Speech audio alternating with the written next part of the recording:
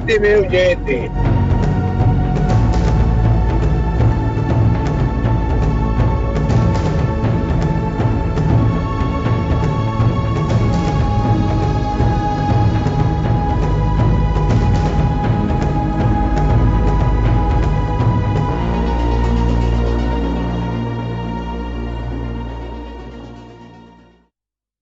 सत्य, साजिश, सियासत का खेल जो आपने न कभी देखा होगा और न ही कभी सुना होगा। सत्यमेव जयते ध्येय वाक्य के सभी है साथ, दूसरे को बता रहे हैं झूठा और साजिश करता, लेकिन सियासत में आखिर सच्चा है कौन? ये एक बड़ा सवाल है जिसका जवाब भी इतना आसान नहीं है। प्रदेश के मुख्यमंत्री अशोक गहलोत ने मीडिया ब्रीफिंग में 3 बार सत्यमेव जयते कहने के बाद विधायक दल की बैठक में सत्यमेव जयते को दोहराया था। सत्यमेव जयते, सत्यमेव जयते, सत्यमेव जयते। उधर पायलट गुट सीएम को साजिश करता बता रहा है। पायलट समर्थक विधायक हिमाराम चौधरी तो यहां तक कह रहे हैं सियासत के साजिश करता सीएम अशोक गहलोत ने पहले परसराम मदरेना, फिर सीपी जोशी और फिर सचिन पायलट का राजनीतिक करियर निपटा रहे हैं। यानी आग सब तरफ बराबर लगी हुई है। पूर्व में परसराम जी मदेरणा, सीपी जोशी और इस बार पायलट, इन तीनों के नेतृत्व में चुनाव लड़ा तो कांग्रेस सत्ता में आई हमेशा, और सत्ता में आने के बाद में हमेशा इनको दरकिनार कर दिया जाता है और अशोक जी मुख्यमंत्री बन जाते हैं। अब बात बीजेपी की कर लेते हैं तो खुद को सच की सबसे बड़ी पैरोकार मानते हुए सरकार को साजिश करता बता रही है। पार्टी के प्रदेश अध्यक्ष तो मुखर है। केंद्रीय मंत्री गजेंद्र सिंह शेखावत ने भी सरकार पर साजिश के आरोप लगाए, ऑडियो टेप पर सवाल उठाए हैं। कुछ घटनाएं होती हैं, उसमें कुछ मर्यादा होती है। ये बार बार सहकारी संघवाद की बात करते हैं, लेकिन बिना किसी प्रथम दृष्टया जांच के आप सीधे सीधे, और मैं तो बड़ा देख रहा था कि किसी चैनल में खबर चल जाती है, बाद में इन्हीं का गृह विभाग उसको डिनाई करता है। इतना कंफ्यूज कर रखा है। वो कौन सी हिंदी की फिल्म थी, भूल गया मैं, इतना कंफ्यूज कर देंगे भूल जाओ कि तुम कौन हो। बात यही नहीं थमती। फरवरी में नमस्ते ट्रंप, मार्च में एमपी में सरकार गिराना, अप्रैल में मोमबत्ती जलाना, मई में सरकार की 6ठी सालगिरह, जून बिहार में वर्चुअल रैली और जुलाई में राजस्थान सरकार गिराने की कोशिश। राहुल गांधी ने भी अपने इस बयान में सियासत की साजिश में परेशान हो रहे सत्य के हवन में आहुति दे दी है।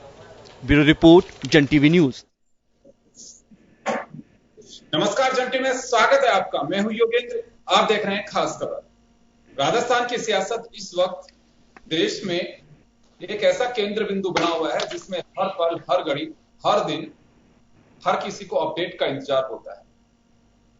बात सत्ता की है और सत्ता में दोनों तरफ से यही कहा जा रहा है, चाहे प्रतिपक्ष हो या फिर सत्ता पक्ष हो, या ये कहें कि अशोक गहलोत गुट हो या सचिन पायलट हो या बीजेपी। मैं 3 का जिक्र इस वजह से कर रहा हूं कि इस सियासत के रणनीतिकार और योद्धा, या फिर कहें कि इस पूरी सियासत के केंद्र बिंदु ये 3 ही जने हैं, बीजेपी, अशोक गहलोत गुट और सचिन पायलट गुट। दोनों तरफ से ये कहा जा रहा है कि सत्य की जीत होगी, हमारे खिलाफ साजिश रची जा रही है, सियासत में उचित नहीं है। तो चले, कौन साजिश रच रहा है, कौन सत्य कह रहा है, हम इसको लेकर के चर्चा करेंगे। और हमारे साथ इस वक्त हमारे अतिथि जुड़ चुके हैं। अर्चना शर्मा जी, वरिष्ठ पत्रकार, हमारे साथ जुड़ी हुई हैं। स्वर्णिम चतुर्वेदी, कांग्रेस नेता, हमारे साथ जुड़े हुए हैं। महेंद्र सिंह, सचिन पायलट समर्थक, हमारे साथ हैं। राखी राठौर जी, हमारे साथ भाजपा नेत्री हैं। सभी का स्वागत है। मैं अर्चना जी आपके पास आना चाहूंगा। राजस्थान एक ऐसे मोड़ पे है जिसमें अभी ये नहीं कह सकते कि ये जो कुछ चल रहा है ये कब तक चलेगा, पर्दा कब गिरेगा इस पूरे घटनाक्रम से, इस पूरे नाट्य रूपांतरण जिस तरह से किया जा रहा है सियासत का, उससे तो कैसे समझा जाए इससे अभी, क्योंकि बात सत्य और साजिश पे आकर के रुकी हुई है। दोनों तरफ से कहा जा रहा है, दोनों तरफ की बात, यानी कि सचिन पायलट प्लस बीजेपी, और सामने है अशोक गहलोत गुट, सत्ता जिनके पास में मुख्यमंत्री हैं, और दोनों तरफ से ही सत्य की विजय होगी, हमारे खिलाफ साजिश रची जा रही है। तो प्रदेश भी जानना चाहता है कि वास्तव में साजिश कौन रच रहा है और सत्य की जीत किसकी होगी, कौन सत्य पे है। कैसे देखा जाए इस पूरे घटनाक्रम को? मुझे ना बॉलीवुड फिल्म का एक डायलॉग याद आ रहा है जिसमें वो कहते हैं पिक्चर अभी बाकी है मेरे दोस्त, कि अच्छा खासा इसमें सस्पेंस तो है ही। यानी सब, यानी जो राजस्थान जिन्होंने वोट दिया है बेसिकली, वो तो ऐसा लग रहा है कि जो मूक दर्शक होते हैं ना, जो चुपचाप सिर्फ तमाशा देख रहे हैं, और होता है हम तो अंत में बोलेंगे, जब अपना वोटिंग का टाइम आएगा वो तब जवाब देंगे इस चीज का। लेकिन डेफिनेटली एक प्रश्न चिन्ह सबके चेहरे पर है। इसके लिए बाहुबली 2 का इंतजार है। बिल्कुल कह सकते हैं आप, कौन कटप्पा कौन बाहुबली, वो सारी चीजें आने वाले टाइम पे सामने आएंगी। और ये चीज की है ना, सत्य, हर कोई यही बोल रहा है, एक सत्यमेव जयते, उधर वो बोलते हैं सत्य कभी पराजित नहीं होता, सत्य परेशान हो सकता है, ये कहते थे सत्यमेव जयते। अब जो पब्लिक है जिसने बेचारे ने सत्यता से बुझाकर अपना वोट डाला है, और वो ये बोल रहा है कि ये क्या हो रहा है आज के टाइम पे। अगर वाकई हम देखें जिस तरह से कोरोना के फिगर्स बिल्कुल अनचेक्ड इंक्रीज हो रहे हैं, यानी देयर इज नो चेक, उसके बाद में देखते हैं छोटी छोटी चीजों के लिए जनता परेशान हो रही है, हतोत्साहित है, लेकिन यानी कोई सुनने वाला नहीं है। ये एक अपने लोकतंत्र में काफी काला अध्याय है जिसको कोई भी पॉजिटिव उससे अप्रिशिएट नहीं कर सकता है, और इसका अंत कहाँ पर होगा ये किसी को भी नहीं पता है। जहां तक मुझे लगता है कि इवन जो कांग्रेस एमएलए है जो फेमोंट में रह रहे हैं, अगर हम कल परसों पिक्चर्स देखें, उनके भी बच्चे उनसे मिलने गए थे, होटल में पहुंचे थे, तो मुझे लग रहा है उनके खुद के परिवार वाले भी त्रस्त हो चुके हैं कि कब तक, यानी एक क्वेश्चन मार्क लग चुका है, आखिर कब तक, जिसका आंसर किसी के पास नहीं है। तो ऐसा लगता है कि राजनीति के गलियारों में इस तरह की हरकतें नहीं होनी चाहिए। अगर पब्लिक को आपके ऊपर ट्रस्ट है तो आपको पब्लिक के ऊपर उतना ही ट्रस्ट रिटेन करना चाहिए। आप सत्यमेव जयते की बात कह रहे हैं, तो मुझे लगता है ना, दोनों गुटों के लिए बात कर रहे हैं। उधर से एक और गुट भी है जो बिल्कुल नदारद है, उनको भी वोट दिए गए हैं, वो कहाँ है नोबडी नोज। अगर बोल रहे हैं जैसे जिस तरह से बोल रहे हैं एसओजी टीम जा रही है, उनका भी नहीं पता है कहाँ पर है। यहाँ पर जो है वो सारे के सारे एक होटल के अंदर उन्होंने वहीं पर अपना ऑफिस बना लिया है, वहीं पर अपना घर बना लिया है। तो कब तक ये चीजें चलेंगी? कॉमन मैन के मन में ये वाला प्रश्न बिल्कुल बार बार आ रहा है, और मुझे लगता है इस बार जो नेक्स्ट इलेक्शन होंगे उसमें he will be very careful कि किसका फेस सीएम फेस है, पहले सारी जानकारी लेने के बाद ही वो वोट करेगा। बिल्कुल, और जो इंतजार था कि फैसला कोर्ट का आएगा उसके बाद शायद कुछ होगा, लेकिन मुझे नहीं लगता है कि कोर्ट के फैसले के बाद भी इस पूरे घटनाक्रम का दी एंड होगा, क्योंकि उसके बाद ही बात ये रहेगी पिक्चर अभी बाकी है। नहीं, फिर उसके बाद डेफिनेटली जो भी पार्टी है जिसको लगेगा कि हमारे फेवर में नहीं आया है, तो अपेक्स कोर्ट सुप्रीम कोर्ट है, जहां पर जाकर ये लोग राजनीतिक जो है वो अपनी शरण लेंगे। तो ये एक लंबी लड़ाई है, मुझे अभी तक तो इसका बहुत, लेकिन इस घटनाक्रम में अर्चना जी, वहां भी इस घटनाक्रम में अदालत की जो चौखट तक पहुंचे हैं, वो तो महज एक टॉपिक है इसका कि स्पीकर नोटिस दे सकता है कि नहीं दे सकता, बाहर भी लागू होती है कि नहीं होती है, ये तो मात्र बस ये बात है अभी। लेकिन जो दूसरे घटनाक्रम चलेंगे जिसमें एपिसोड आ रहे हैं कि हमारा टेक किया जा रहा है जो इलीगल है, सीबीआई, ईडी और कई जो चीजें सामने निकल करके आ रही, वह सब कुछ है, वो तो अभी तक एपिसोड बाकी है। ये तो एक लेसन है केवल बस इस पूरी किताब का, जो अदालत में चुनौती दी गई है स्पीकर के ऑर्डर को। अभी तो बहुत सारी चीजें हैं। स्वर्णिम जी आपके पास आना चाहूंगा मैं, जी स्वर्णिम चतुर्वेदी आपके पास आना चाहूंगा मैं। मुख्यमंत्री लगातार एक बात कह रहे हैं 2-3 दिन से, सत्यमेव जयते। आज भी विधायक दल की बैठक के बाद जो रिलीज जारी की गई है, काफी इमोशंस उसमें देखे जा रहे हैं, इमोशनली उन्होंने कुछ बातें भी की हैं और वही बात कह रहे हैं कि सत्य की जीत होगी। इधर सचिन पायलट भी कह रहे हैं कि सत्य पराजित नहीं होगा, सत्य को थोड़ा परेशान किया जा सकता है लेकिन पराजित नहीं हो सकता। बीजेपी यही कह रही है कि दूध का दूध पानी का पानी होगा, यानी कि सत्य की जीत होगी। तो आखिर एक दूसरे के खिलाफ साजिश की बातें भी की जा रही हैं, सत्य की बात भी की जा रही है, सत्य में तो कोई साजिश नहीं रचता। देखिए सबसे बड़ी बात यह है कि साजिश तो है, और साजिश क्या है, एक फिर कांग्रेस की चुनी हुई सरकार जो राजस्थान में जनता ने चुन के स्थापित की, उसको गिराने की साजिश हुई। अब इस साजिश में कौन कौन शामिल है, ये तो आज जांच चल रही है, एसओजी की भी जांच चल रही है, विधानसभा के स्पीकर हैं उन्होंने भी नोटिस दिया, जवाब मांगा है कुछ तथ्यों को लेकर के।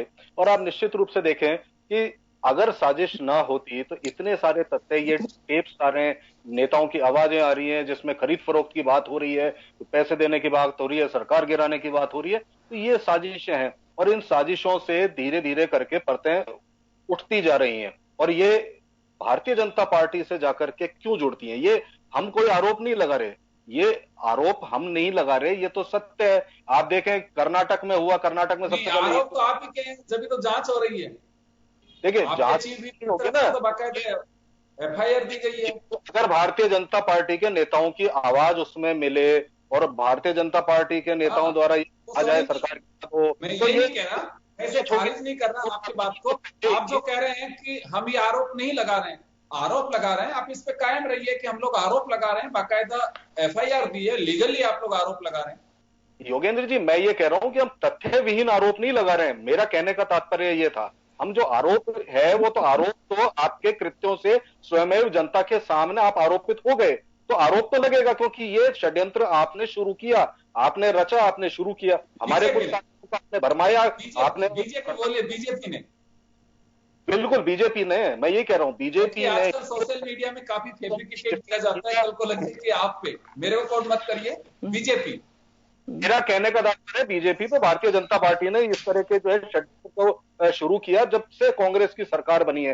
सबसे पहले भारतीय जनता पार्टी ने कर्नाटक में, गोवा में, मध्य प्रदेश में जो कुछ किया, ये किसी से छुपा हुआ नहीं है, और ये इतिहास के काले पन्नों में सदैव दर्ज रहेगा कि एक केंद्र में बड़े बहुमत के साथ चुनी हुई सरकार जो है, राज्यों में चुनी हुई सरकारों को अपदस्थ करने के लिए किसी भी हद तक जा सकती है। सबसे बड़ी बात यह है। दूसरी चीज यह है कि जब यहाँ पे आज हम पूरे देश में, प्रदेश भी हमारा जिससे अछूता नहीं है, हम कोरोना से लड़ाई में लड़ रहे हैं, एक बहुत ही मजबूती के साथ, बहुत ही सहानुभूति के साथ, और जनता के काम आ रही थी ये सरकार, जनता के काम कर रही है, जहाँ पे कोई भूखा न सोए, और इस तरह की बात लेकर के हम प्रयासरत रहे। उस वक्त अचानक से आप देखते हैं कि एक विद्रोह होता है, विद्रोह होने के बाद में कुछ विधायक हमारे यहाँ से चले जाते हैं, जाते ही नहीं है।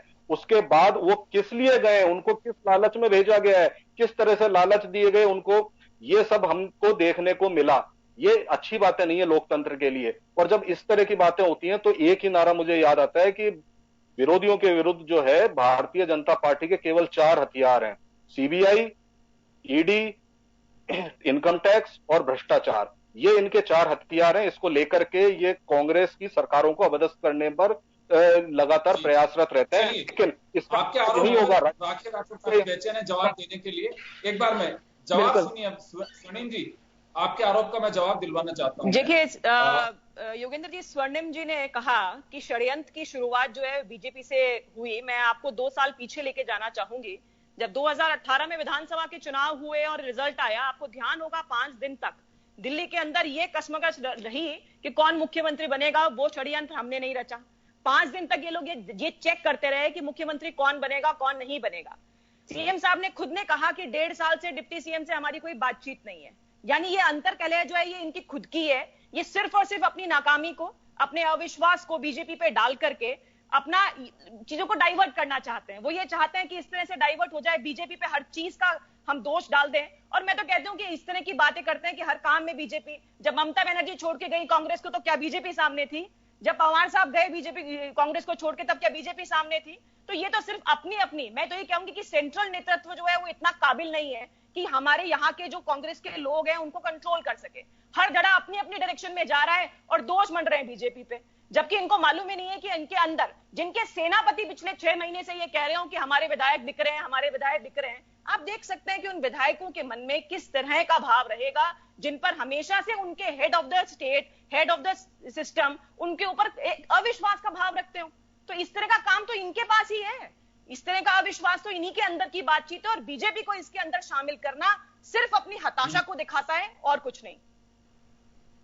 जी, लेकिन राखी जी, आपने 2 साल पहले का स्वर्णिम जी, सर एक बात कहूंगी, स्वर्णिम जी ने इतिहास की बात की, मैं कह रही हूँ सर इतिहास की एक बात जब आया दिसंबर 2018 का जिक्र कर रही हैं आप। 18 अगर उसी समय परिस्थितियों को भांपते हुए आप लोग भी यह सिंपैथी सचिन पायलट के प्रति उस समय जाहिर कर देते तो आई थिंक हमारी कोई सिंपैथी नहीं है। मैं तो सिर्फ ये बता रही हूँ कि बीजेपी का जो इन्वॉल्वमेंट इसके अंदर ये घसीट रहे हैं बार बार। जहां तक इतिहास की बात कर रहे थे स्वर्णिम जी, मैं कहना चाहूंगी इतिहास याद रखेगा कांग्रेस की उस पार्टी को जिसके प्रदेश अध्यक्ष ने ही अपनी सरकार को गिराया। ये बात जरूर स्वर्णिम अक्षरों में लिखी जाएगी, ये पक्की बात है। कभी ऐसा नहीं हुआ कि किसी भी संगठन का चीफ, उसका अध्यक्ष अपनी ही सरकार के खिलाफ आ जाए। ऐसा इतिहास में कभी नहीं हुआ। स्वर्णिम जी, आपको बधाई कि आपकी पार्टी ने एक और कोई एक अच्छा इतिहास का काम आपके अकॉर्डिंग, जो बहुत सारे आपके इतिहास में जुड़े हुए चीजें हैं, उसमें एक और चीज का जुड़ाव इसमें हो गया। जी चलिए राशि जी, मैं आऊंगा आपके पास में, स्वर्णिम जी आपके पास भी आऊंगा। एक बार महेंद्र जी के पास जाना चाहूंगा, मैं महेंद्र जी के पास जाना चाहूंगा। महेंद्र जी थे स्वर्णिम जी, मैं वापस आ रहा हूं आपके पास। एक बार महेंद्र जी के पास जाना चाह रहा हूं।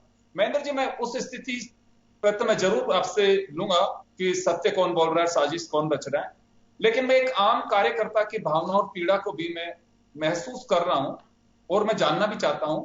मैंने आपके स्ट्रगल को बहुत देखा है सचिन पायलट के साथ में, या फिर कांग्रेस का जब भी रहा।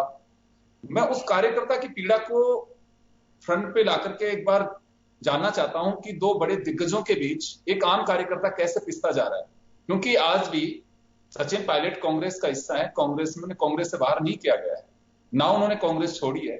आपको सचिन पायलट समर्थक हैं, तो ऐसे जब स्थितियां बन जाती है कि जहाज इधर जाएगा, उस वक्त एक कार्यकर्ता की क्या स्थिति होती है, मैं वो समझना चाहता हूं। योगेंद्र जी, आज जब राजस्थान के अंदर सचिन पायलट जी जब प्रदेश अध्यक्ष बन के आए तो कांग्रेस की यहां 21 सीटें थी, और 21 सीटें कैसे आई, वो चेहरा कौन था 2013 में? अशोक गहलोत जी थे। तो हम लोग तो बस इतना ही कह रहे हैं कि जब कोई मेहनत करता है और जब कोई काम करता है और फील्ड में जाता है, कांग्रेस को मजबूत करता है, तो सचिन पायलट जी ने युवाओं को भी मौका दिया, आम कार्यकर्ताओं को भी मौका दिया, अब सब सीनियर्स लोगों को साथ लेके पीसीसी के अंदर भी सब लोगों को मौका दिया, और राहुल गांधी जी ने सचिन पायलट जी के चेहरे को आगे लाया, और सचिन पायलट जी ने जनता के बीच में गए, युवाओं के बीच में गए, किसान के बीच में गए, जितने भी हमारे यहाँ के जितने भी कर्मचारी संगठन थे, उनकी मांगे थी, उनकी बात थी, उनकी सुनी, और हमेशा बीजेपी को जनता विरोधी मुद्दों पे घेरा। चाहे से वसुंधरा राजे जी की सरकार में जब खान घोटाला था, उसमें भी पायलट साहब ने ये चीज कही थी, जब हमारी सरकार आएगी तो हम इसकी पहले जांच कराएंगे। हम लोगों ने जो वादे किए थे, जो हमारा घोषणा पत्र था, उन चीजों को लेकर आज सचिन पायलट जी 1.5 साल से हमारे घर में ही बिल्कुल अपने आप को देख रहे हैं कि हम लोग कोई जो बात की थी, पब्लिक हमारे पास आ रही है और हम उसका काम नहीं कर पा रहे। उन्होंने आलाकमान से भी बात की। सबसे बड़ी बात तो हमें आज दुख होता है कि सचिन पायलट जी को जिन भाषाओं का हमारे मुख्यमंत्री एसओजी का उनको एक लेटर पहुंचाते हैं नोटिस के थ्रू, और सभी कार्यकर्ता आते हैं, पूरा कांग्रेस का संगठन एकदम सचिन पायलट जी के साथ है। आप जैसे ही देखें, पायलट साहब के साथ हमारे अग्रिम संगठन यूथ कांग्रेस और सेवा दल के चीफ को भी बर्खास्त किया जाता है। उसके बाद में आप देखेंगे सारा संगठन इस्तीफा देता है। एनयूसीआई के प्रदेश अध्यक्ष हो, आईटी सेल हो, जिला कांग्रेस कमेटी हो, अग्रिम संगठन के लोग हो, सब लोगों ने इस्तीफे दिए। तो आज आप खुद सोच सकते हैं कि कांग्रेस के हर कार्यकर्ता को दुख हो रहा है कि आज आप सत्ता में आए, आप 5 साल गहलोत साहब कहीं थे नहीं, जनता के बीच में कार्यकर्ताओं की बात रखना हो, आम जनता की बात हो, किसान की बात हो, किसान की लड़ाई हो, सारी सचिन पायलट जी ने लड़ी। और आज जब काम करने की बात आती है तो आप हमें पूछ नहीं रहे। आज सबसे बड़ी बात तो यह है कि कांग्रेस का कार्यकर्ता विपक्ष की भूमिका में बैठा हुआ, कोई जनता के काम नहीं हो रहे, अधिकारी कोई सुन नहीं रहा, एमएलए किस कोई नहीं मान रहा, मंत्री परेशान है, मंत्रियों के भी हम लोग बात कई बार बात होती है तो अधिकारी मंत्री की नहीं सुन रहे। तो आज दुख होता है कि जो कांग्रेस को जो कार्यकर्ता राज में लेके आया, आज उसको ये चीज देखनी पड़ती है कि जहां गली में उसने कांग्रेस को वोट दिलाया, वो विकास कार्य की बात करता है तो कोई सुन नहीं रहा। आज एमएलए की नहीं सुन रहा, मंत्री की नहीं सुन रहा। महेंद्र जी ये बात ठीक है, लेकिन मुख्यमंत्री एक आरोप लगा रहे हैं, मुख्यमंत्री एक आरोप लगा रहे हैं कि पीठ में छुरा घोंपा जा रहा है कि कभी नहीं सुना गया है कि एक प्रदेश अध्यक्ष अपनी ही सरकार को गिराने के लिए साजिश रच रहा हो। आपने सुना होगा मुख्यमंत्री जी को हमने सुना है। अशोक गहलोत जी के चेहरे के आगे जो मुकुट था गांधी का, वो सबके सामने आ गया है। उनकी जो भाषा की शैली थी, उन्होंने पायलट साहब को पूरे 6 साल उनको जितना गिराना था उन्होंने अपने आप में गिराया। उनको देख यही सोच रहे थे कि ये आगे नहीं बढ़े, और जो वो काम कर रहे थे उन्होंने इन चीजों की परवाह नहीं की। आज तक सचिन पायलट जी ने हमारे सम्माननीय मुख्यमंत्री जी के खिलाफ कभी भी कोई शब्द यूज नहीं किया। हमारे मुख्यमंत्री जी हमेशा पायलट साहब को नीचा दिखाने का काम कर रहे हैं। आज षड्यंत्र रचा जा रहा है, वो सारा कार्यकर्ता देख रहा है, राजस्थान की जनता देख रही है। आज ये सब लोगों को पता लग रहा है कि कहां है वो, पुत्र मोह में और गद्दी सिंहासन की लालसा में इतने हो गए हैं कि उन्हें ये पता नहीं मैं क्या बोल रहा हूं और मैं क्या कह रहा हूं, इसका कांग्रेस के कार्यकर्ता में क्या मैसेज जा रहा है, ये उनको सोचने की बात है। आज हम लोगों को इतनी बड़े, हम लोग कार्यकर्ताओं को आज इतना सामने आके बोलना पड़ रहा है, तो आप सोच सकते हैं कि हम लोगों पे क्या बीत रही है। हमें आहत हो रहा है कि सचिन पायलट जी, जिसने कांग्रेस पार्टी को मजबूत करने के लिए रोड पे संघर्ष किया, आज नरेगा के अंदर भी जब हमारा कोरोना के अंदर, लॉकडाउन के अंदर ग्रामीण क्षेत्र में जब पैसे की, उनको आर्थिक मजबूत करने के लिए नरेगा का काम स्टार्ट किया, उनकी दोस्ती सोच, आज वो क्या शब्द यूज कर रहे हैं उन्होंने। वापस आ रहा हूं पूरे महेंद्र जी, वापस आऊंगा आपके पास। महेंद्र जी वापस आऊंगा आपके पास। मैं एक बार अर्चना जी के पास जाना चाहूंगा। अर्चना जी, देखिए ये लेजिस्लेचर का एक अलग इश्यू है कि जो चुने हुए जनप्रतिनिधि हैं कई तरह की संवैधानिक पेचीदगियों में, बाधाओं में, या कहें कि लिमिट्स में बंधे हुए हैं।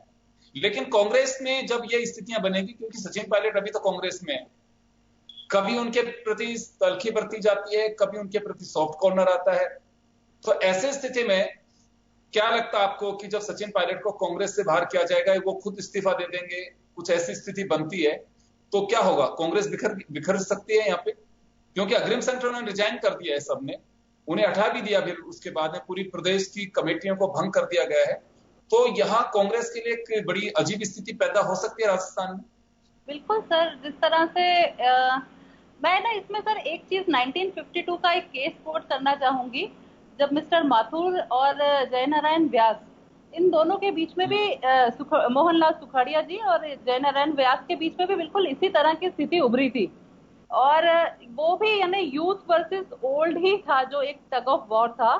और उसमें जो सबसे बड़ी चीज ये थी कि जो मिस्टर व्यास थे वो जवाहरलाल नेहरू के काफी करीबी माने जाते थे, लेकिन जब सुखाड़िया जी ने एक अपना बिल्कुल कार्ड खोले, वहां पे भी इसी तरह से हुआ था। पूरे यूथ जो थे वो एक तरफ हो गए थे और इनसे बहुत ज्यादा, जयनारायण व्यास से बहुत ज्यादा खुश नहीं थे लोग।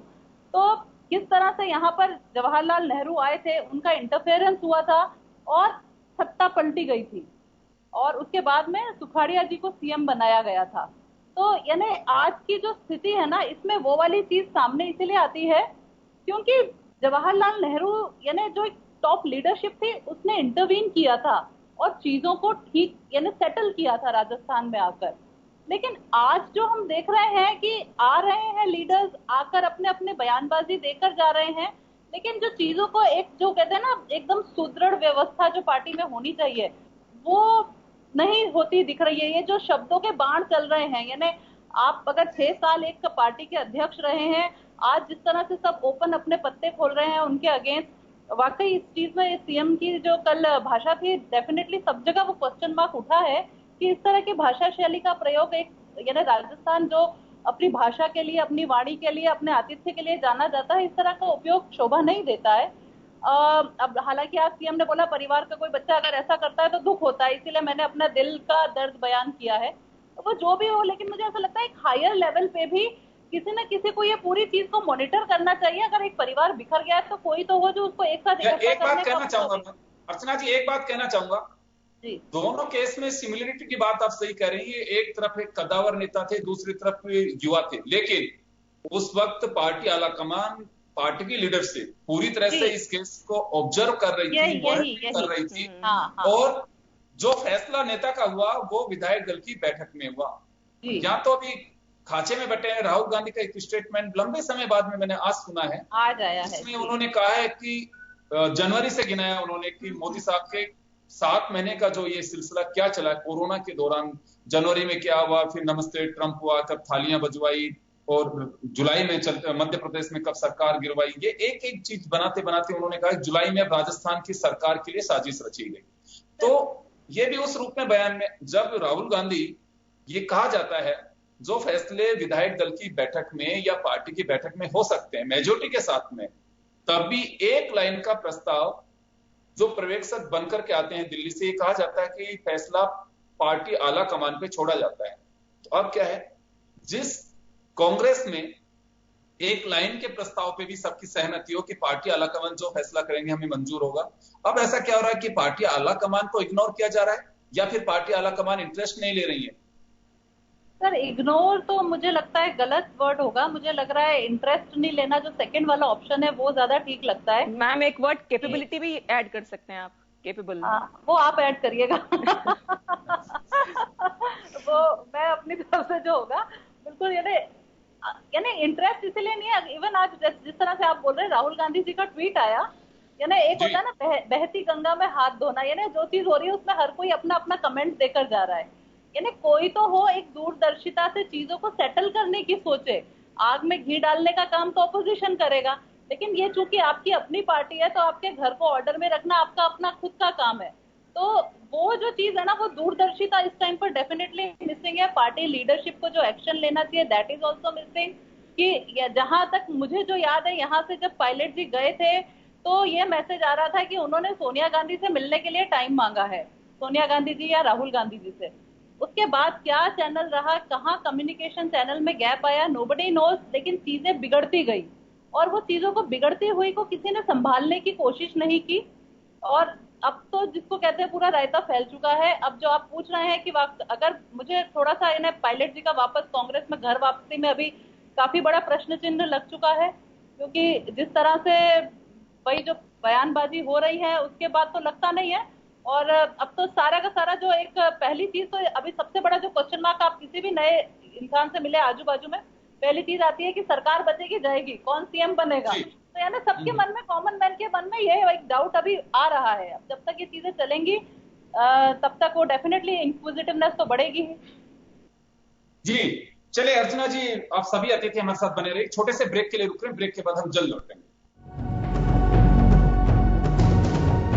सत्यमेव जयते।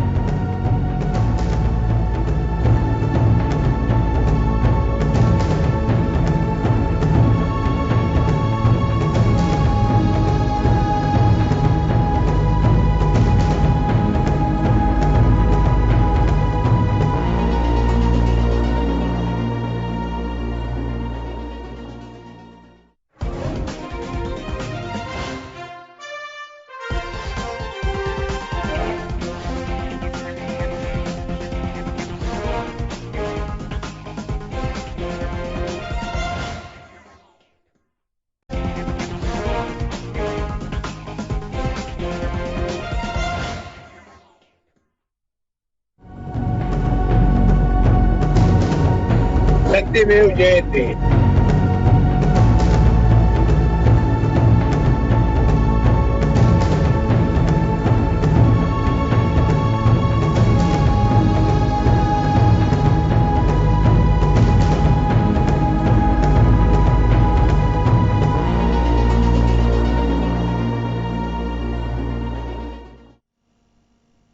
ब्रेक के बाद एक बार फिर आपका स्वागत है। आप देख रहे हैं खास खबर। हम बात कर रहे हैं सत्य, साजिश और सियासत।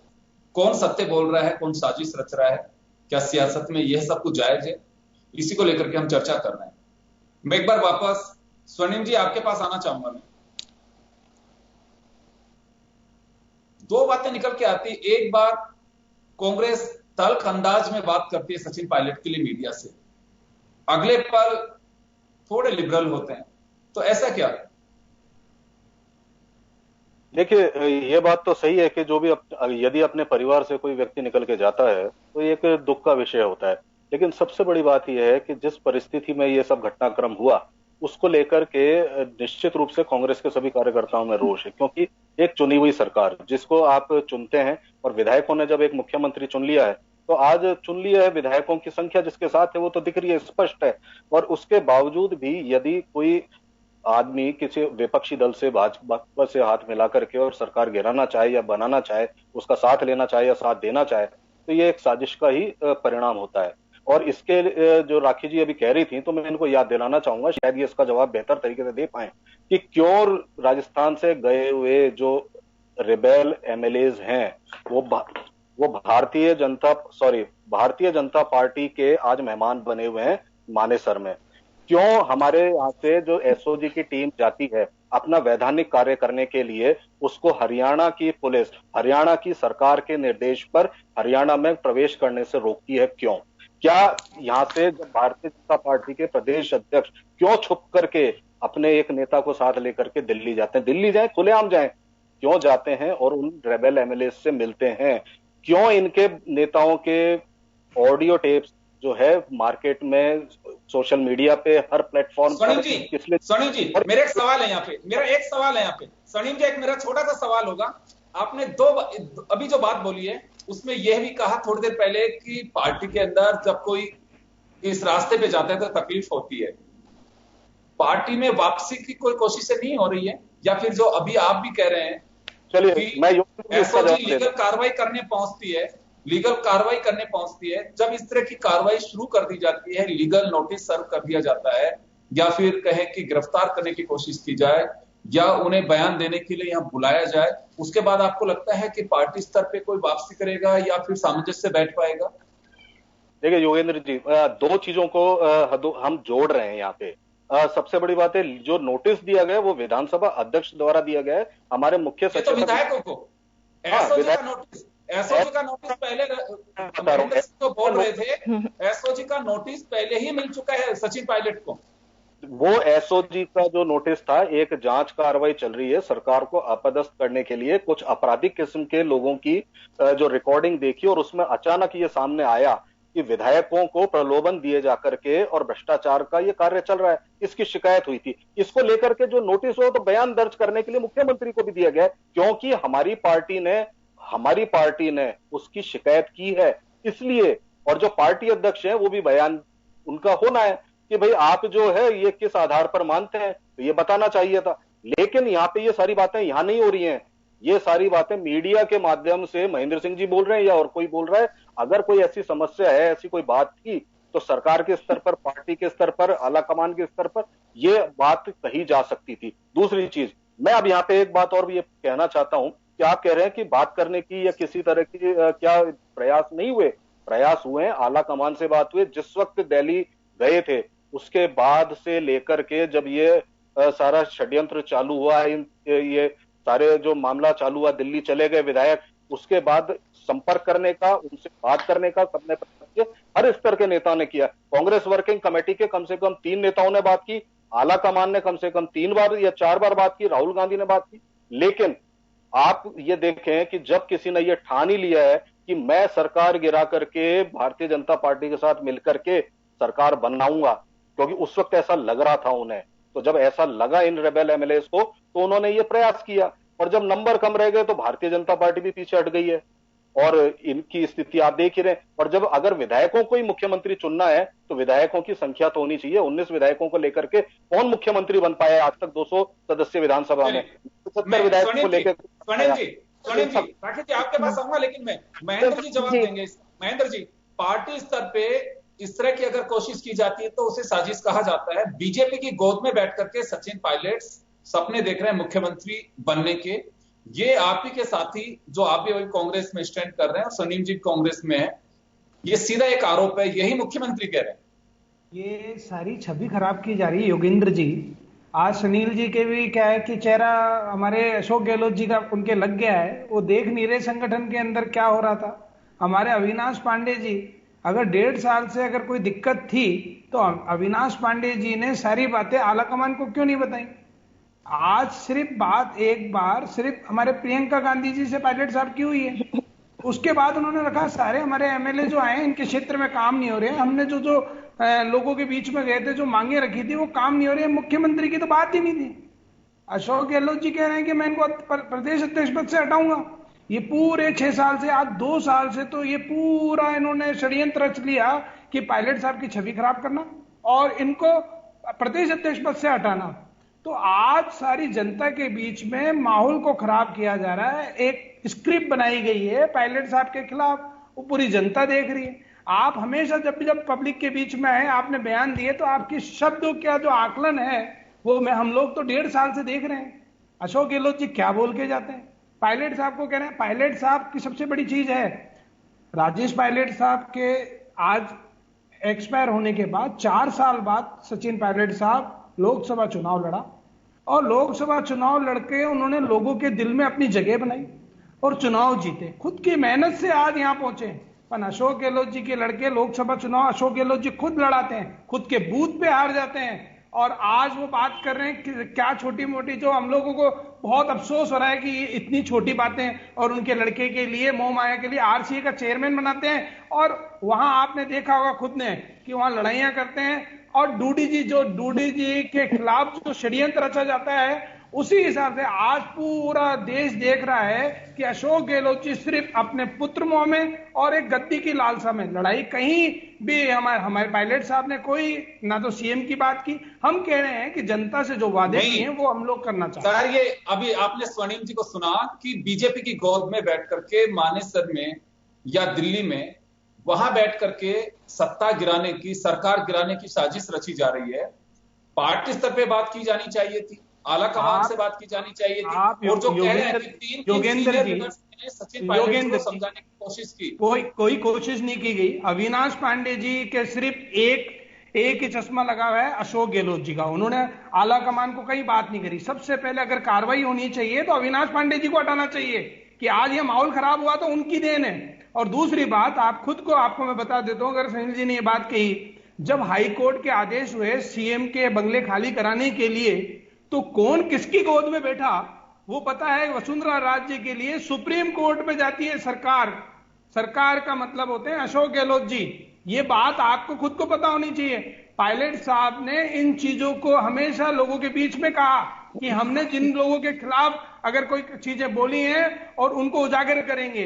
आज जनता के बीच में आप जनता सब देख रही है, आज सारी बातें करने का नहीं, आप एक षड्यंत्र बना रहे हैं, माहौल बना रहे हैं, ये चीजें अच्छी नहीं लग रही। हम लोगों को बहुत आहत हो रहा है। एसओजी का नोटिस दिया जाता है पायलट साहब को, उसके बाद लोगों के फोन टेपिंग। अरे आप समझिए कि लोग घबराए हुए हैं। ये एमएलए बैठे हैं, संख्या क्या है वो आपको आगे आने वाले टाइम में बताएंगे। कांग्रेस ही है सब लोग, कांग्रेस की भावना देख रहे हैं। आप सबको दुख है कि कांग्रेस को कौन कमजोर कर रहा है, कौन खत्म कर रहा है, और कौन किसकी गोदी में। वसुंधरा राजे से मिलकर एक माहौल बनाया जाता है। ये अशोक गहलोत जी ने सारी पिक्चर खुद की बनाई हुई है, खुद की स्क्रिप्ट है। मजा तो उसी में आता है, खुद की स्क्रिप्ट अगर पिक्चर बनाई जाए। एक छोटा सा जवाब कभी भी कर सकते, छवि खराब की जा रही है। राखी जी के पास जाना चाहूंगा। पूरे पिक्चर में दो बातें निकल करके आती हैं जी। इधर से सचिन पायलट गुट वसुंधरा जी और अशोक गहलोत जी पे आरोप लगाता है जी, और आपके इधर से जो लगातार जो आरोप चल रहे हैं वो सीधे अशोक गहलोत जी पे, अशोक गहलोत जी के सचिन पायलट बीजेपी। तो ये जो चीजें चल रही हैं, ये बिल्कुल मुझे लगता है कि राजनीति में ऐसा खेल पहले नहीं खेला गया। सरकारें गिराने की कोशिशें हुई है, इसमें कोई डाउट नहीं है, खरीद फरोख्त भी हुई है, दल भी तोड़ दिए गए और दल मर्ज हो रहे हैं, ये तो हमने खुद ने देखा है 2 बार। लेकिन राजस्थान की जो पोजीशन बन पड़ी है अभी इस वक्त, देखिए एक तरफ कोरोना, हम केवल अभी बस ट्वीट के जरिए या फिर दूसरी चीजों, जनता को तो मुझे ऐसा लगता है कि बिल्कुल खुला छोड़ दिया गया कि भगवान के भरोसे। आपको लग रहा है कि किन परिस्थितियों में लोग जी रहे होंगे, क्या हालात हो रहे होंगे, और हम अभी सत्ता खेल रहे हैं सब मिलके। बिल्कुल योगेंद्र जी, मैं आपसे ये कहना चाहूंगी कि कांग्रेस का जो संगठन है उसका पूरा एक वर्टिकल डिवीजन जिस तरह से हुआ है, वो सामने आपके शो में नजर आ ही रहा है कि कांग्रेस के ही 2 लोग हमारे सामने आमने सामने हो रहे हैं। तो इस वर्टिकल डिवीजन जो है वो उसकी वजह से ये सारा का सारा प्रॉब्लम हो रहा है। और आपस में जिस तरह से स्वर्णिम जी ने अभी हवाई बातें करी कि बीजेपी के संरक्षण में बैठे हैं, स्वर्णिम जी मैं तो कहना चाहूंगी जन टीवी के चैनल से आपको चैलेंज करती हूँ कि आप बताइए, कोई एक तथ्य पेश कीजिए, एक भी तथ्य पेश कीजिए। आप बिना सर पैर की बात कर रहे हैं, आपके पास है कोई प्रूफ इस बात का कि मानेसर के अंदर बीजेपी के संरक्षण में सारे के सारे कांग्रेसी बैठे हैं? बिना किसी बात के आप बात किए जाते हैं। आप ये कह रहे हैं कि हमारे अध्यक्ष जी मानेसर जाके आए, फिर उल्टी बात। मतलब हर दिन इनको एक नया झूठ बोलना होता है जिससे कि इनकी जो कार्यशैली है, इनके संगठन में जो प्रॉब्लम है, इनके टॉप लीडर्स की जो इश्यूज हैं वो सामने नहीं आए, लेकिन बाकी बकवास कर करके इसको हम दबा सके। सिर्फ और सिर्फ हवाई बात है, उसके अलावा और कुछ नहीं। जैसे इन्होंने कहा कि ऑडियोज की बात करते हैं, ऑडियो कहां से आए हैं योगेंद्र जी, आपको मालूम नहीं क्या? कहां से? ये कह रहे हैं सोशल मीडिया से मिले हैं ऑडियो सीएम ऑफिस से मिले हुए ऑडियोज हैं, जो कि और ये ऑडियो वीडियो वाला खेल तो अर्चना जी यहाँ बैठी हुई है, सारा पुरानी जानकारी रखती है। ऑडियो वीडियो का खेल जो जितना राजस्थान में पिछले दिनों हमने इनकी पिछले कार्यकाल में, उससे पिछले कार्यकाल में देखा, वो सब जनता जानती है। स्वर्णिम जी किसे बेवकूफ बना रहे हैं? आंखों पे से चश्मा हटाइए।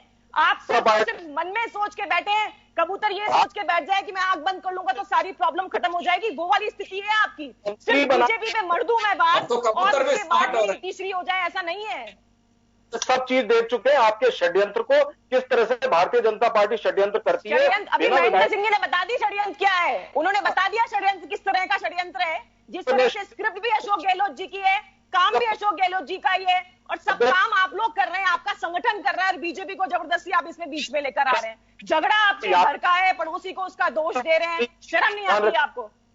आपको शर्म आनी चाहिए। पूरे देश में आपको आनी चाहिए। देश राजस्थान की जनता देख रही है कोरोना में किस तरह से आपके जो सारे के सारे विधायक हैं वो खेल रहे हैं कैरम, वो खेल रहे हैं स्विमिंग पूल में जा रहे हैं, मूवीज चल रही है, कविता पाठ चल रहा है। इस तरह का काम करने के लिए जनता ने भेजा था क्या आपको वहां पर? शर्म आनी चाहिए आपको। आपकी हिम्मत कैसी होती है कि इस तरह के जो तस्वीरें हैं वो आप बाहर मीडिया में लाके और दिखाते हैं? आप देखिए इतनी गर्व की बात करते हैं कि देखो हम इस तरह से एंजॉय कर रहे हैं, हम इस तरह से मस्ती कर रहे हैं, जनता जाए भाड़ में, लेकिन ये जिम्मेदारी। और दूसरी बात, एक और बात चैलेंज करती हूं मैं कि इनके पास में अगर पूरी संख्या होती तो आज सीएम साहब इसका फ्लोर टेस्ट करा देते। संख्या नहीं है, वही तो तड़पड़ाहट नजर आ रही है स्वर्णिम जी के चेहरे पे भी, और अशोक गहलोत जी जिस तरह से अजीब अजीब स्टेटमेंट्स दे देते हैं। कभी कहते हैं 2 दिन पहले कि मैं सचिन पायलट जी को गले लगा दूंगा, और कभी नकारा, निकम्मा, सब बीजेपी फ्लोर टेस्ट की डिमांड कर रही है। एडजेक्टिव देखिए, फ्लोर टेस्ट देखिए योगेंद्र जी, हमारा व्यू बिल्कुल क्लियर है। हमारा व्यू बिल्कुल क्लियर है। 24 तारीख को रिजल्ट आएगा, जो भी आदेश देती है न्यायपालिका उसके अनुसार जो भी आएगा उसके हिसाब से तय करेंगे। अभी कोई फ्लोर टेस्ट की बात ही नहीं है। जब भी कभी कोई आदेश आएगा, क्या स्थिति रहती है राजस्थान की जनता के हित में और लोकतंत्र के लिए जो सही होगा वो सब हमारे नेतृत्व तय करेगा, और उसके बाद डिसीजन होगा। हमने कभी नहीं कहा। मैं फ्लोर टेस्ट की बात इसलिए कह रही हूँ क्योंकि स्वर्णिम जी ने कहा था कि हमारे पास पूरा बहुमत है। बहुमत है तो दिखाइए ना साहब, क्यों लेके बैठे हैं उसको 5 स्टार होटल में? आने दीजिए ना जनपति दीदी को जनता के बीच में। जूते लगाएगी जनता अब जूते लगाएगी। 10 दिन से बैठे हैं वहां एमएलए, अंदर घुसे हुए क्षेत्र के अंदर। देख लेना अब आप लगाइए और फोटोज लगाइए और ब्रेकफास्ट कर रहे हैं। मतलब कितनी ऐश का काम हो रहा है, और इस तरह की चीजें आप दिखा रहे हैं लोगों को। मतलब आप, मैं कह दूं, कर रहे हैं जो कर रहे हैं, दिखा भी रहे हैं। अब देखिए इतनी हिम्मत, इतनी बेशर्मी। योगेंद्र जी मैं बोल सकता हूँ अब? हाँ बिल्कुल बोलिए। सबसे बड़ी बात यह है कि एक बैठे हैं, बिल्कुल आप सुन लीजिए राखी जी, अगर 2 मिनट आप बहन है हमारी, अगर सुनना चाहें तो इसकी आपकी इच्छा है, ठीक है? मध्य प्रदेश में आपने लोकतंत्र का बहुत बढ़िया उदाहरण पेश किया है ना। 13 मंत्री आपके बने हुए हैं जो कांग्रेस से गए, आज विधायक भी नहीं है, आपने मंत्री बनाए, ठीक है? 22 को आपने जो है कर्नाटक में 22 एमपी आसपास का हल्ला गुल्ला करे, घर का प्रॉब्लम संभालिए ना। तो येदियुरप्पा जी जो है उनको आपने शपथ दिलवाई, बहुमत साबित नहीं कर पाए क्योंकि बहुमत था नहीं, कांग्रेस की सरकार बनी, फिर आपने गिराई। गोवा में आपने ऐसा किया, मणिपुर में बिना बहुमत की सरकार बनाई, आप करते रहिए। लेकिन राजस्थान जो है यहीं पे आकर के आपके इन षड्यंत्रों को विराम लगेगा। राजस्थान की जनता तो देगी जवाब, राजस्थान कांग्रेस आपको पूर्ण जवाब देगी। और यहाँ पे षड्यंत्र का 2 धड़ों में बटा हुआ आदमी क्या जवाब देगा? और जहां जहां से कांग्रेस में फाड़ हुई है, मैं एग्जांपल लेती हूँ महाराष्ट्र का, मैं एग्जांपल लेती हूँ कलकत्ता का, वहां पे कांग्रेस वापस, मतलब देखा जाए तो आ ही नहीं पाई है वापस। तो वही राष्ट्र होगा राजस्थान में आपका। निकल गए आपके वहां से, उसके बाद क्या हुआ महाराष्ट्र में? अभी देखिए ना हालत आपकी, गिराने वालों के साथ आपकी तृणमूल कांग्रेस के आने के बाद क्या हालत है आपकी? कैसी बातें करते हैं, हवाई बातों से बाहर निकलिए। मैं फिर कह रही हूँ वो चश्मा हटाइए, आप असलियत देख ही नहीं रहे हैं। साथ क्यों खड़े हैं बताइए? क्या आपको ऐसा नहीं लगता कि लोकतंत्र के जो प्रिंसिपल्स हैं उनके विरुद्ध आप जाकर के कार्य कर रहे हैं? और अगर आपको नहीं लगता तो हमें पता है कि लोकतंत्र में भारतीय जनता पार्टी और इसके पैतृक संगठन की आजादी से पहले भी न तो आस्था थी न आज है। ये लोकतंत्र में विश्वास नहीं करते, इनको सिर्फ सत्ता चाहिए। इसीलिए सिर्फ 3.5 राज्यों में आपकी सरकार है। लोकतंत्र का विश्वास, जनता का विश्वास है हम पर, हर तरह का विश्वास भारतीय जनता पार्टी के पास में। 3 राज्यों में तो आपकी सरकार है, और इतनी लंबी बातें करते हैं। स्वर्णिम जी मैं आऊंगा आपके पास में, मैं अर्चना जी के पास जा रहा हूँ, एक बार अर्चना जी के पास जाना चाहूंगा। अर्चना जी, जो कुछ चल रहा है इससे मुझे लगता है कि राजस्थान का सौभाग्य तो हम बिल्कुल भी नहीं कह सकते हैं, ये दुर्भाग्य है। दुर्भाग्य इस वजह से है कि आप ये देखिए, चुने हुए जनप्रतिनिधि जिनको हम कहते हैं कि विधायिका है, पॉलिसी मेकर्स हैं, लेजिस्लेचर प्रदेश की वह पवित्र पंचायत है जहां से आदेश बनते हैं। और निश्चित रूप से पूरी दुनिया 30 जनवरी के बाद से जो सफर कर रही है वो किसी से छिपा नहीं है। किसी को रोजगार की चिंता है, किसी को क्या चिंता है, किसी को किस चीज की चिंता है। आज जो हम लोगों से बात करते हैं बड़ी अलग पोजीशन में, तो ये तो तय मान के चलिए कि कोई भी हो, कहीं पे भी हो, जो तस्वीरें सामने आती हैं उसके रिएक्शंस देखिए।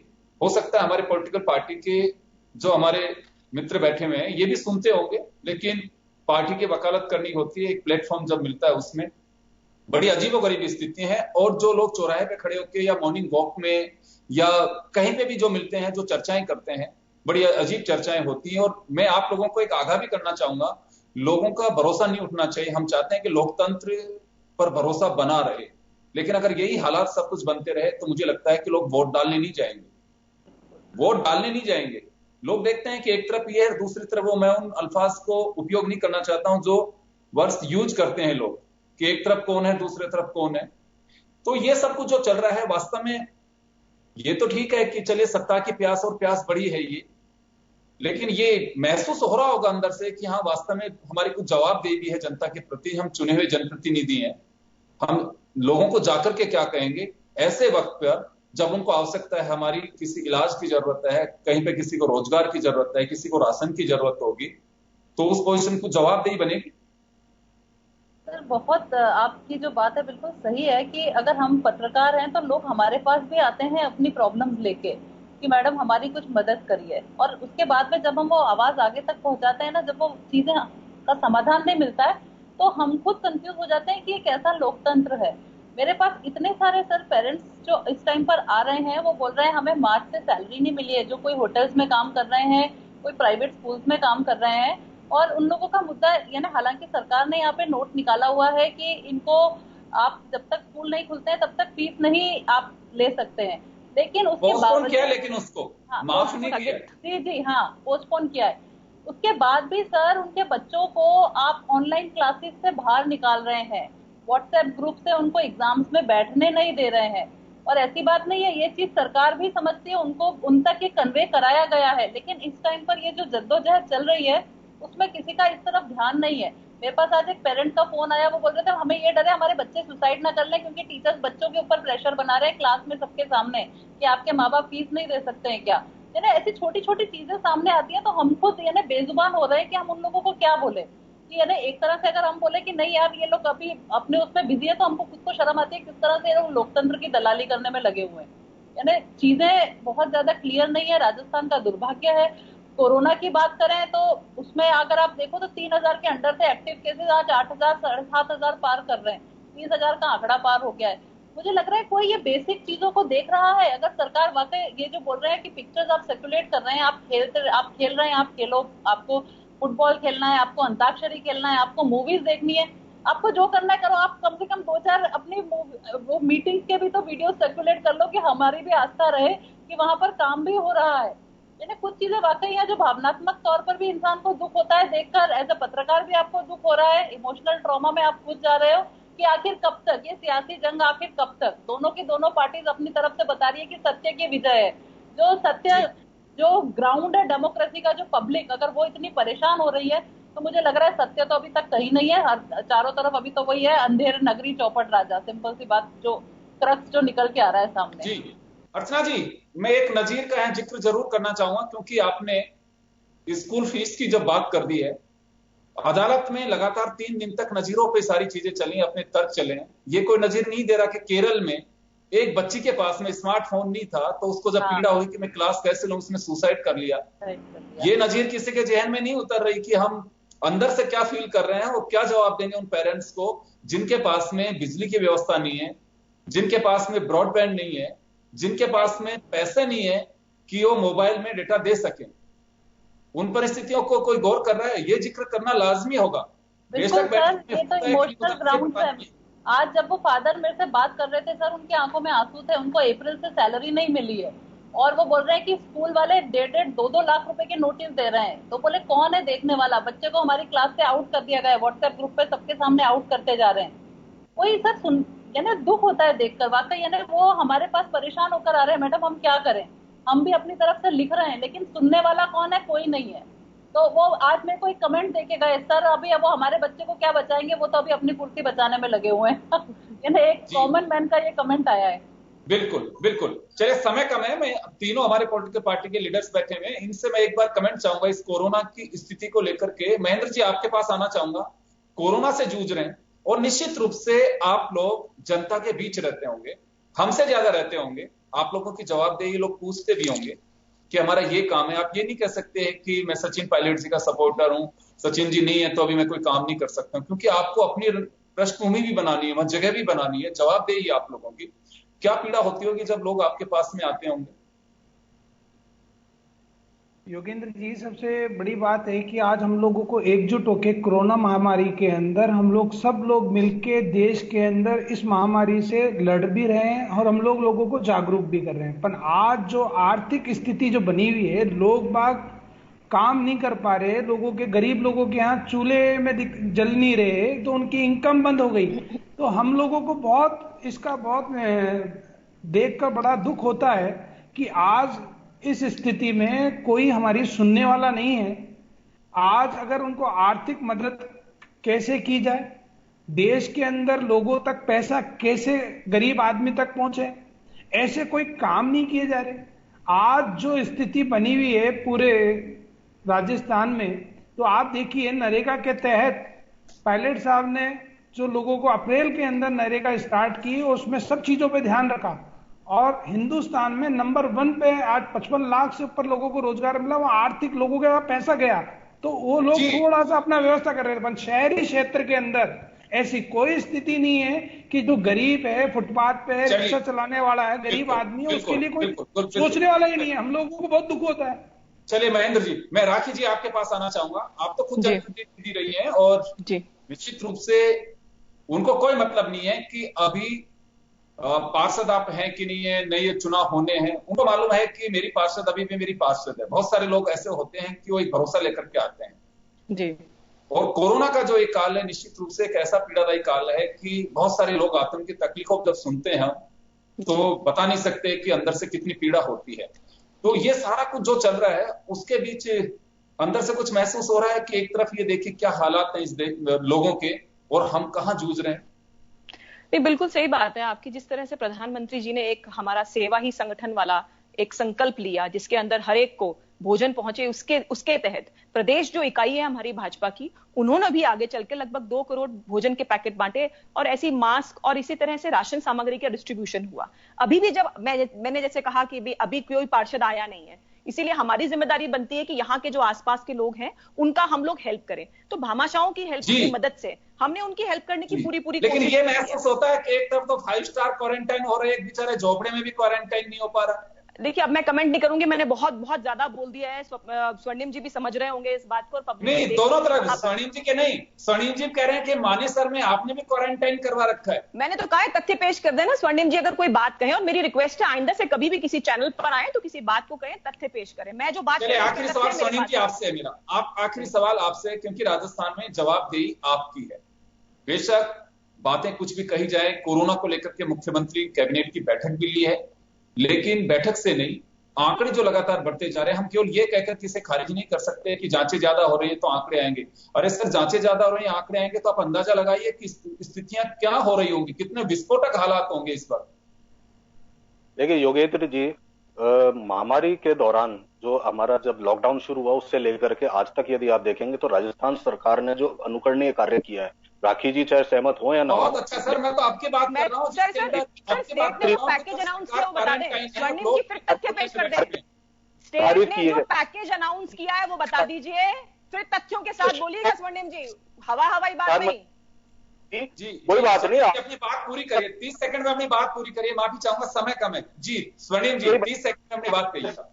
फीस का मामला हो चाहे बिजली के बिलों का मामला हो, सरकार ने पूरी अलावा जो है आप ये देखें कि जो हम लोगों ने जितने भी गरीब परिवार थे पूरी कैटेगरी बना करके उसके फूड डिस्ट्रीब्यूशन का कार्य हाथ में लिया, जो सरकार ने किया। अभी भी जारी है सर? वो अभी भी जारी है क्या? अभी जारी है क्या? अभी फेयरमाउंट होटल देखिए बिल्कुल जारी है और इसके अभी भी सूचियां बन रही हैं और कोई भूखा ना सोए, हमारे मुख्यमंत्री जी का ये सपना है, ठीक है। लेकिन इस कार्य को का अगर कार्य हमारे साथी भारतीय जनता पार्टी के ये नहीं करते तो ज्यादा अच्छा होता, सरकार को चलने देते।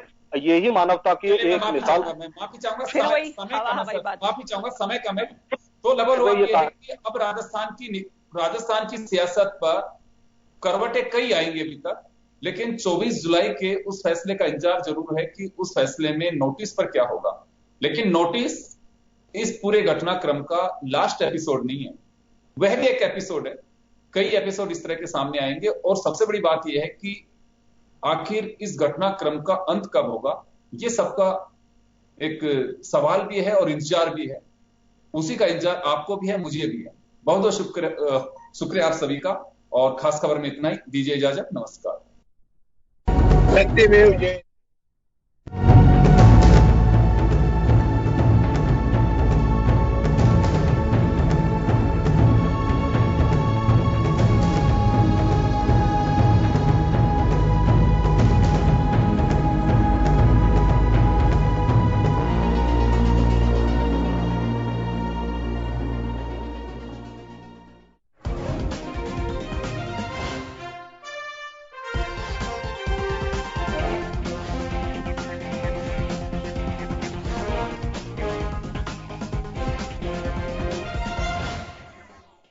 जन टीवी की लेटेस्ट अपडेट पाने के लिए हमारे चैनल को जरूर सब्सक्राइब करें और नोटिफिकेशन पाने के लिए बेल आइकॉन दबाएं।